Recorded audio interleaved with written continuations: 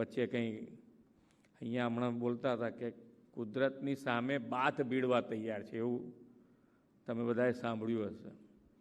કુદરત સામે બાથ ના ભીડાય કોદાડો, કુદરત સામે બાથ ના ભીડાય. કુદરતનું સંરક્ષણ કરીને આપણે આગળ કેવી રીતે વધીએ. માનનીય વડાપ્રધાન શ્રી બેક ટુ બેઝિક કે નેચરને સંરક્ષણ કરીને કેવી રીતે આગળ વધાય એનો પ્રયત્ન છે. આ ગ્લોબલ વોર્મિંગ એના કારણે જ છે કે ભાઈ આપણે નેચરનું ધ્યાન જ નથી રાખ્યું. વિકાસ ડેવલપમેન્ટ કરવું છે, આપણે ઔદ્યોગિક રીતે આગળ વધવું છે, પણ પર્યાવરણની જાળવણી સાથે.